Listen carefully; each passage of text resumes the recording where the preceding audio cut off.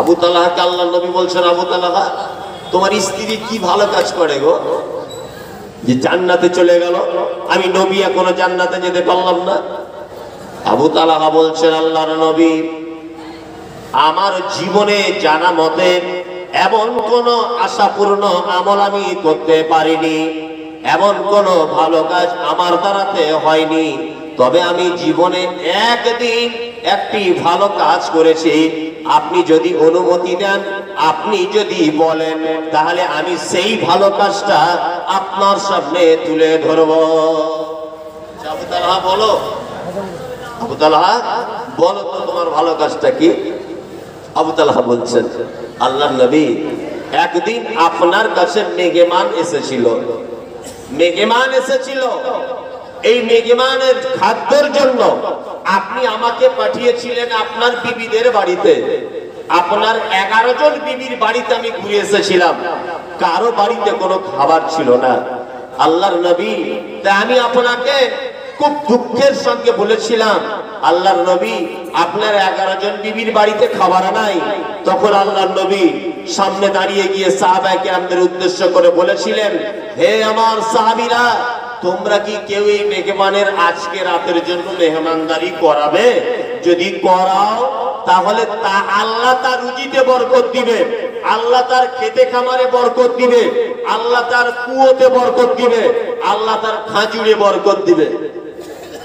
আবু তালহা বলছেন, আল্লাহর নবী আমি সেদিন হাত তুলে বলেছিলাম আমি মেহমানটাকে নিয়ে চলে যাব। আবু তালহা বলছেন, আমি মেহমানটাকে নিয়ে বাড়ি চলে গেলাম। বাড়িতে গিয়ে দরজায় আওয়াজ করলাম, আমার বিবি দরজা খুলে দিল। আমার বিবিকে বললাম, সঙ্গে আমার মেহমান রয়েছে। বলছে, কে মেহমান? বলছে, আল্লাহর নবী জনাবে রাসূলুল্লাহ সাল্লাল্লাহু আলাইহি ওয়াসাল্লামের মেহমান। স্ত্রী বলছেন, আল্লাযী নাফসি বিয়াদিহি, যার হাতে আমার জান রয়েছে, আমি তার কসম করে দিয়ে বলছি, আমার বাড়িতে দুটি বাচ্চা ছেলে ছাড়া আর কারো খাদ্য খাবার নাই, আর স্টকে কোনো খাবার নাই। এক কাজ করা যাক, বাচ্চা দুটিকে ঘুম পাড়িয়ে দেওয়া যাক। বাচ্চা দুটিকে ঘুম পাড়িয়ে দেওয়া হলো। এরপরে বিবি বলছেন, এই খাদ্যটা যদি পাক করা যায়, এই খাদ্যটা যদি রান্না করা যায়, তাহলে কি হবে? এই খাদ্যটা তুমিও নিজেও যদি খেয়ে নাও বাড়িওয়ালা হয়ে, তাহলে আল্লাহর নবীর মেহমানের পেট পরিপূর্ণ হবে না। এক কাজ করবে, আমি খানাটা রেডি করে নিই। খানাটা রেডি করা হলো। এরপরে দস্তরখান ফেলে দেওয়া হলো, খানা খেতে বসা হলো। মেহমানও বসলো। বাড়িওয়ালা আবু তালহা তিনিও খানা খেতে বসলেন। বিবি বললেন, ও আবু তালহা, ও আমার সাহেব জাদা, শুনে নাও, শুনে নাও, শুনে নাও। মেহমানের দ্বিতীয়বার আবার কোন একটা কৌশল করে খাবার দেওয়ার নাম করে হোক, আর কোন একটা কারণে হোক, তুমি ওই জায়গাটার যে প্রদীপ জ্বলবে, ওই প্রদীপটা একটু এদিক ওদিক করে ফুঁক দিয়ে নিভিয়ে দিবে।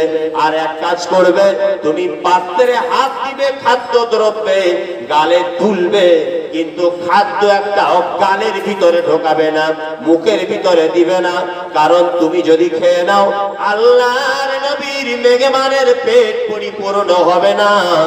আল্লাহর নবী সেই দিন রাত্রে আমি প্রদীপ নিভিয়ে দিয়ে বাচ্চাগুলাকে ক্ষুধার্ত অবস্থায় রেখে দিয়ে আমার বিবি আর আমি দুইজন রাতে অনাহারে থাকার পরেও আপনার মেহমানকে খুশি করেছিলাম। আল্লাহর নবী বলছেন, আবু তালহা, ওই কাজে তোমার ওই স্ত্রীর ওই রণকৌশলের কারণে আল্লাহ তোমার বিবিকে আগে থেকেই জান্নাতের ভিতরে প্রস্তুত করে রেখে দিয়েছে। আগে থেকে